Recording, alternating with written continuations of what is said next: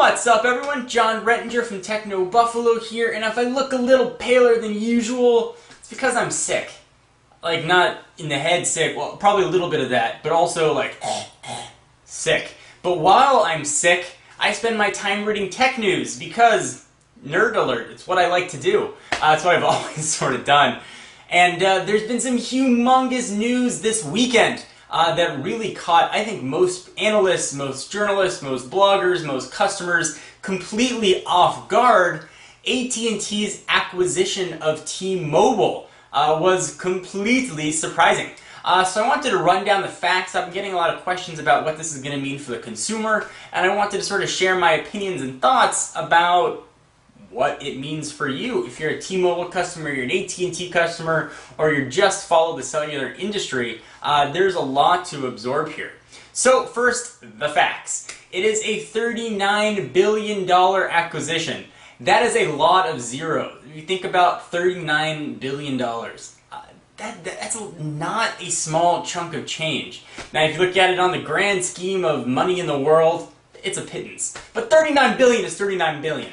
Holy smokes. And it's going to serve probably close to 130 million customers now, this combined powerhouse of AT&T and T-Mobile. So how does this deal break down? T-Mo News is reporting that T-Mobile's parent company, Deutsche Telekom, I may have massacred that pronunciation. If I did, tell me how to pronounce it properly and I'll make sure I correct it in the next video, is going to get $25 billion in cash money for that T-Mobile acquisition. They're going to get $14 billion in stock, which is going to make them an 8% stockholder in AT&T. So, just because this purchase or intent to purchase was announced, first, does not mean it's going to go through. The Department of Justice has to do a very thorough due diligence, and you may hear that term due diligence used quite a bit. Essentially what that means is just do a ton of research and make sure that this is not going to create a monopoly. When you start thinking of communications and telephone monopolies, AT&T tends to sort of always be involved with them.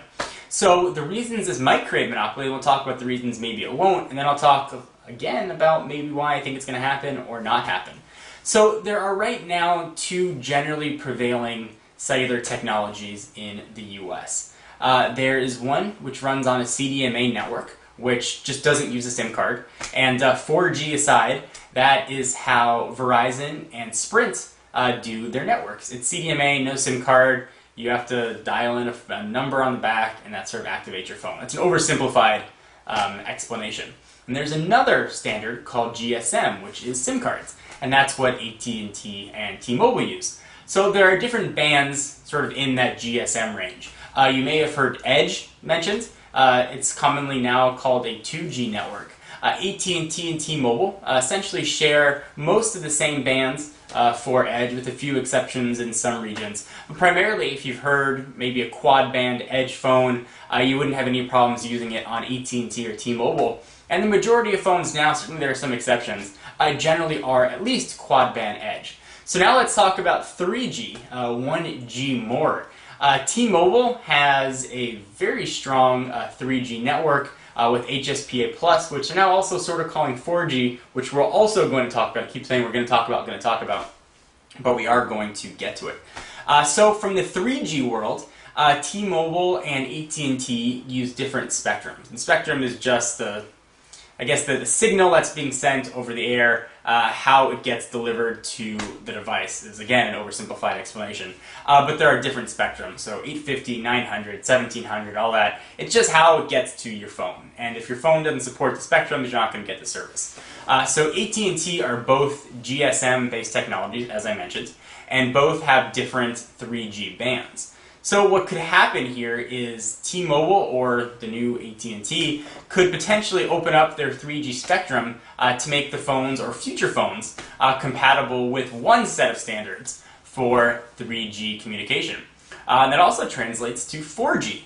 AT&T is rolling out LTE, which is another GSM-based 4G technology, and coincidentally, one of the ones that Verizon is using to make that even more complicated. And T-Mobile has sort of said, maybe we're going to look at LTE, but we haven't really given any plans for it. But look at our HSPA Plus network, which is super fast and probably could be considered 4G, and certainly they're branding it as such.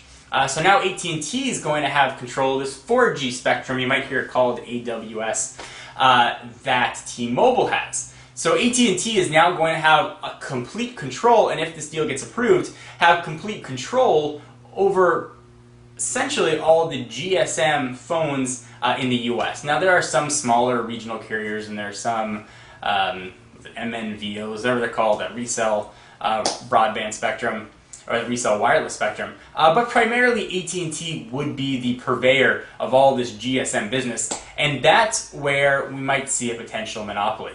That leaves this AT&T T-Mobile behemoth competing against Verizon and Sprint. It was widely assumed that Sprint was going to be purchasing T-Mobile, and that would have been less of a monopoly because you would have had two different technologies. Now we've got GSM essentially going to be the de facto standard moving forward in the US just because of install base. There's so many customers that are going to be on it. It's going to be tough for carriers rather, like Sprint and probably Verizon as well, going to feel a pressure as far as securing these mobile devices. If you were a cell phone manufacturer, let's say you were AT&T or Samsung, and you were making a phone and you wanted to maximize your profits for this phone, you could make it a GSM-based phone, which is a much more of a global standard and can be used by potentially now 130 million Americans as well as people all over the world. Or you can make a CDMA version, which could be used on one carrier in the US and not that many carriers abroad. What would you choose? And the answer is very, very, very simple. It's going to greatly reduce, if this deal goes through, the handsets that are going to be available to Verizon and Sprint. Now Verizon is going to be less affected. They're moving to a 4G standard, similar to what T-Mobile has and what AT&T is doing moving forward with LTE. But poor Sprint is stuck with WiMAX, which is another 4G standard to confuse everything. That's not really going to have the longevity of LTE. So it's going to force Sprint essentially to go LTE. It's going to force Verizon to commit further to LTE and sort of move away from that CDMA backhaul, unfortunately. So this is a very complicated, rambly type video. I got a lot of thoughts on this. Is this deal good for the consumer? No. This deal is not good for the consumer at all. You're going to have a lot more phone choices, certainly, on this new AT&T mobile network. I like that, AT&T mobile network. Certainly there's going to be a lot of phone options available, but there's going to be less incentive for this behemoth to compete. Certainly we've seen Verizon and Sprint when they have to lower the data rates, when they have to offer more minutes and such, because of competition. There's going to be much, much, much less competition. However, is this a monopoly? It is certainly not a monopoly. And while it might not be best for the consumer in the long run, AT&T and T-Mobile definitely have a right to this merger, and I do think the Department of Justice is going to approve this, although probably it's going to take about 12 to 18 months. So does this mean that T-Mobile is suddenly going to get the iPhone? No, it's not just going to show up on T-Mobile, at least until this merger is going to be done. It's not going to affect any current contracts that you're in with T-Mobile. Where it might affect you is if your contract is going to be up in a year or a year and a half. Once this deal is consummated, then you're probably going to be looking at new data plans, perhaps a new logo on your phone, and such. But at least if you're a current customer, it's not going to affect anything. T-Mobile has said, at least many times since it was announced, that all contracts are going to be honored. You are going to probably have to adhere to a new pricing scheme once you sign a new contract, but that's sort of the way it goes. So what's going to happen? Not sure. I think it is going to get approved. I think it's going to offer many, many, many more handsets to the GSM folks among us. It's going to really force Verizon and Sprint to compete and innovate.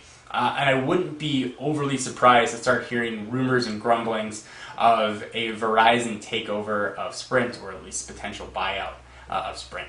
So this is a very long, rambly, I guess old school John Ford Lakers style video when I just sort of stare at you and talk.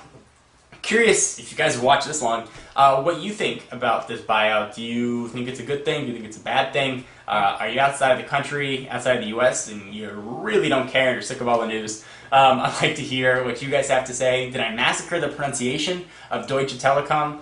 Telekom, I think I pronounced correctly. The Deutsche part, probably not. But just Curious what you guys have to say about all this. We've sort of been following it very closely at Techno Buffalo. And of course, stay tuned to Techno Buffalo for all of this merger news. I'm John Rettinger. I'll see you in the next video. Bye-bye.